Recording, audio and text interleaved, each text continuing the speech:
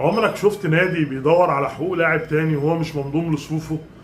عمرك شفت نادي بيحاول يجيب حق لاعب وهو مش موجود من ضمن لعيبته؟ انا اول مره اشوف واقعه زي دي بصراحه، انه نادي يدافع عن حقوق لاعب مش موجود من ضمن قائمته او مش موجود من ضمن لعيبته.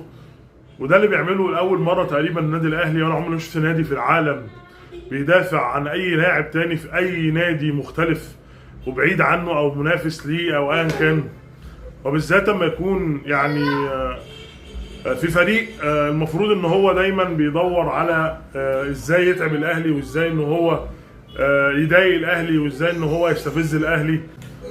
الخطيب بيقوم بتوجيه المستشار القانوني للنادي الاهلي للانضمام لهيئه الدفاع المكونه للدفاع عن اللاعب رمضان صبحي، كحدث في اول مره بنشوف تاريخ الرياضه، سواء تاريخ الرياضه المصري او تاريخ الرياضه العالمي، كحدث بينم عن نبل واخلاق عاليه جدا.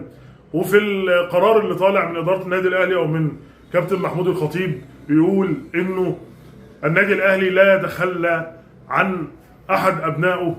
طبعا رمضان صبحي من ابناء النادي الاهلي، من ناشئين النادي الاهلي، كان موجود دايما داعم في ظهره. فطبعا النهارده الخطيب بيقول ان احنا ما نقدرش نتخلى عن ابنائنا، حتى لو ابنائنا غلطوا فينا وبعدوا عننا وتجاوزوا ضدنا، ولكن يبقى اما يحصل مشكله لاي ابناء من ابناء الاهلي لازم نكون متكاتفين ولازم نكون ورا اللعيب. وده اللي بيقدمه اداره الخطيب النهارده.